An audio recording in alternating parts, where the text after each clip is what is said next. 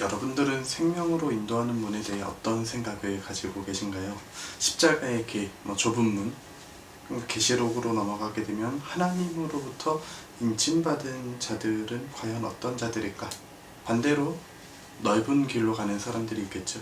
생명이 아닌 죽음으로 인도하는 문, 길도 있습니다. 십자가의 길이 아닌 멸망의 길로 향하는 그 길은 넓어서 그리로 들어가는 자가 많다. 본문은 그렇게 말씀하고 있죠. 오늘은 책 하나를 소개하려고 합니다. 이미 나온 지 꽤나 오래된 책인데요. 저는 최근에야 이 책에 대해 알게 되었습니다. 소설의 내용은 이러합니다. 북한의 침공 테러로 인하여서 위기에 처한 대한민국에 미국을 비롯한 유엔 연합군이 도움을 줘서 안정을 되찾게 된 그런 시기를 말하고 있습니다. 미국에서 개발된 칩이 있는데요. 이것을 이마에 삽입하게 되면 지갑도 필요 없고 신용카드도 필요 없고 안전한 금융거래와 신원조회가 가능해집니다. 자연스럽게 주민등록증이나 여권도 필요 없는 간편한 삶을 살게 되는 것이죠. 미국의 어떤 보호 아래 놓이게 된 대한민국 역시 많은 사람들이 이 칩을 이식받게 됩니다. 그런데 이 소설에서 부름선교단이라고 이름을 칭하는 단체에서 이것이 요한계시록에서 말하는 666 짐승의 표다라고 주장을 하며 표 받기를 거부하기 시작합니다. 시간이 흘러서 불교와 천주교를 비롯한 종교 단체들이 이 칩을 받게 되었고 개신교 내에서도 상당수의 목회자들이 또 성도들이 이 칩을 이마에 심게 됩니다. 정부 역시 처음부터 강압적으로 심지는 않았습니다. 누구든지 원하는 사람만 받을 수 있다 라고 광고를 하였고 그렇게 또 사람들에게 점점 다가가기 시작하였죠. 그런데 범죄 및 신용불량자들에게 갱신의 길로 칩을 심게 되고 그들의 일거수일투족이 다 추적되고 그 사람들의 정신개조도 가능할 수 있다. 그래서 범죄자들이 그 칩으로 인하여서 다시 새로운 사람으로 갱신될 수 있다. 이런 이야기들이 나오게 됩니다. 소설에 등장하는 이 단체를 비롯한 아주 소수의 사람만이 이 칩에 대해서 반대하게 되고 대부분의 인류가 이 칩을 심게 되는 어떤 배경이 나오게 되는데요. 소설에서의 내용은 이렇습니다. 당시 많은 사람들이 이 칩을 이미 심었기 때문에 학교나 직장에서 칩을 심지 않았다라고 한다면 굉장한 불편함을 겪어야 하고 심지어는 따돌림을 당하기도 합니다. 원시인 취급을 받게 되는 것이죠. 그렇게 적지 않은 불편함과 세상에 곱지 않은 시선을 받게 된 사람들이 살아가게 됩니다. 그러던 어느 날 전 세계적으로 동시다발적 사라진 사람들의 소식이 들려오게 됩니다. 어떤 사람은 눈앞에서 갑자기 사람이 사라졌다 라고 증언하기도 합니다. 실종된 사람들은 각계각층의 분야에서 맡은 일을 성실하게 일하는 기독교인, 독실한 기독교인이라는 것이 그 공통점이라고 합니다. 때문에 세계의 각 교회들은 휴거가 일어났다 라고 주장하기도 하였죠. 모든 기독교인들이 휴거된 것은 아니었습니다. 세상에 남겨져 쓰러진 자들을 일으켜 회복하려고 두신 하나님의 사람들도 있었습니다. 그 이야기가 이제 소설에서 중심적으로 이야기하는 주인공들을 통해서 이야기하는 내용인데요. 여러분들은 혹시 이런 책의 내용을 보면서 어떤 생각이 드시나요? 여전히 명동이나 아니면 광화문이나 사람 많은 지하철 같은데 가끔 가다가 이런 분들이 있죠. 666 표를 들고 받으면 안 된다. 이것은 짐승의 수다. 라고 주장하시는 분들이 있습니다. 저 역시 그런 분들을 보면서 비이성적 기독교인들이, 그리스도인들이 교회 이미지를 깎아먹고 있다 라고 생각합니다. 그런데 만약에 혹시라도 실제로 그런 일이 벌어지게 된다면 여러분은 어느 자리에 서 있을 것 같습니까? 이런 베레칩을 이야기하는 것은 아닙니다. 저는 여전히 666이 베레칩이다 라고 해석하는 것은 잘못된 성경 해석이다 그렇게 생각하는데요. 다만 진리와 거짓, 복음과 거짓 복음, 어떤 가치를 두고 실제 우리 삶으로 다가오는 문제들을 어떻게 해석하고 어떻게 받아들여야 하는지를 사실은 우리가 쉽게 생각할 수 없다라는 것이죠. 단순히 이것이 옳다, 이것이 그르다 단순히 나눠서 생각할 수 있는 문제는 아니다라는 것입니다. 다시 말해 이게 생각보다 분별하기가 쉽지 않다라는 것이죠. 이번 주일에는 사실 모여서 예배 드릴 수 있을 줄 알았습니다. 그런데 인터넷으로, 영상으로, 또 가정에서 예배를 드리기는 하지만 아직 일부분의 교회들 가운데, 몇몇 소수의 교회들 가운데서는 여전히 모여서 예배를 드리는 교회들이 있죠. 현실적인 어려움 때문에 그런 교회들도 있습니다. 실제적으로 이제 유지비를 내지 못하기 때문에 모이지 않으면 헌금 문제도 있고 그런 문제들도 있지만, 굉장히 숭고한 뜻을 가지고 모여서 드려야만 진정 하나님이 받으시는 예배다라고 주장하시는 분들도 있습니다.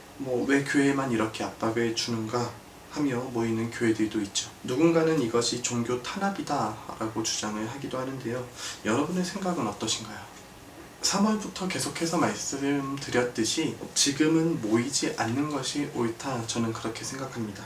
그렇다면 저는 좁은 길이 아니라 넓은 길로 가는 사람일까요? 십자가의 길이 아니라 세상의 길로, 세상과 타협하는 그런 신앙을 갖고 있는 사람이 되어버린 것일까요? 무엇이 좁은 길이고 무엇이 십자가의 길이며, 반대로 무엇이 넓은 길이고 세상의 길인지 멸망의 길인지 무엇으로 우리가 판단할 수 있겠느냐라는 것입니다.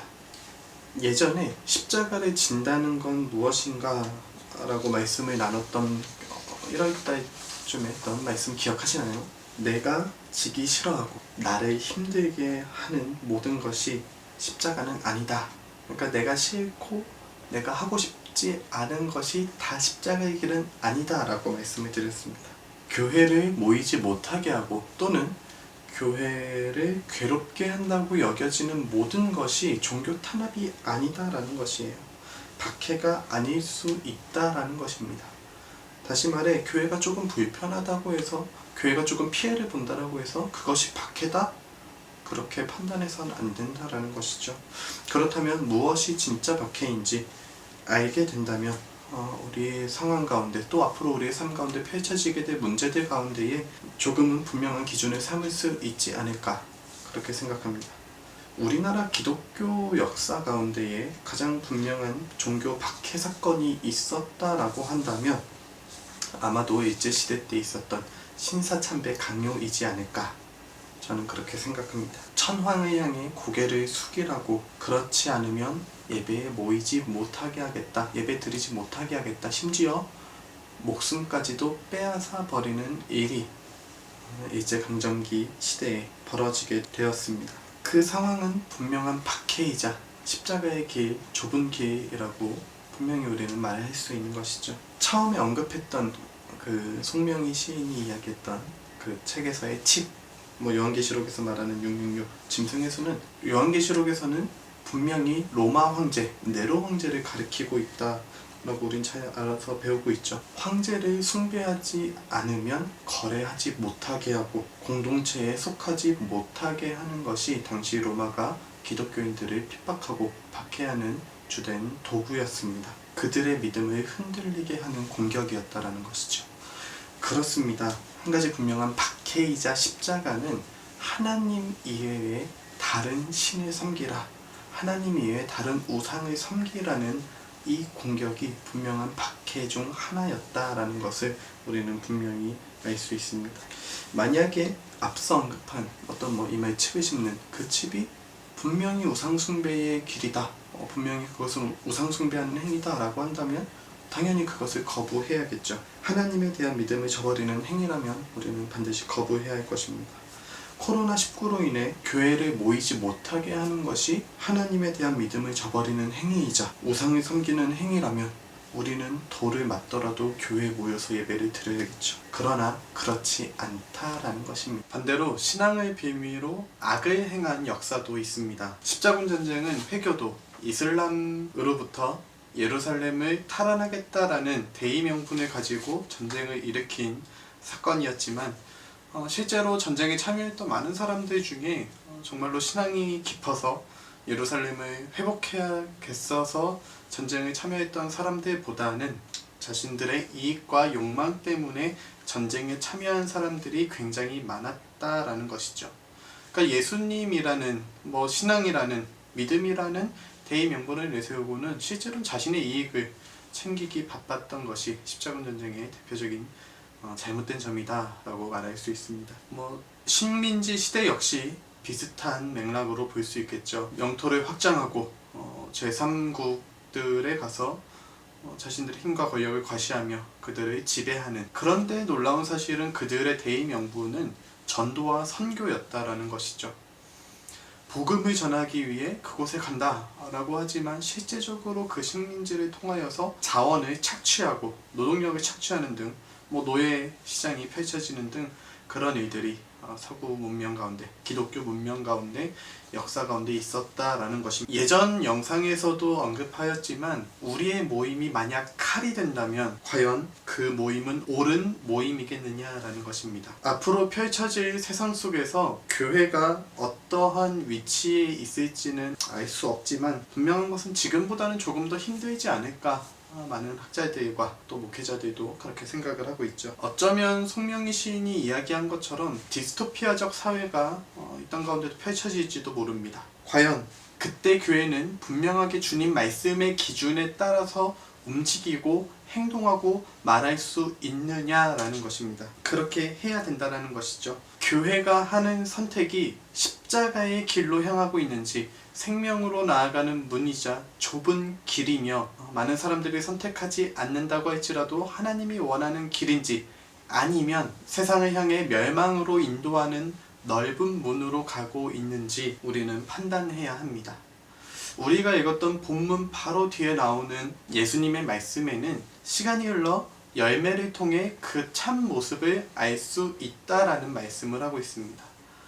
다시 말해 우리가 하는 그 선택이, 우리가 가는 그 길이 정말로 십자가의 길이고 좁은 길이라고 한다면 생명을 낳는 열매가 우리의 삶 가운데 펼쳐질 것이다 라는 것이죠. 단순히 좁은 길이라고 해서, 단순히 넓은 길이라고 해서, 혹은 적은 사람이 선택한다라고 해서, 혹은 많은 사람이 선택한다라고 해서 단순히 인원의 적고 많음이 그 길이 생명의 길인지 멸망의 길인지 판단하는 기준이 된다는 것은 아닙니다.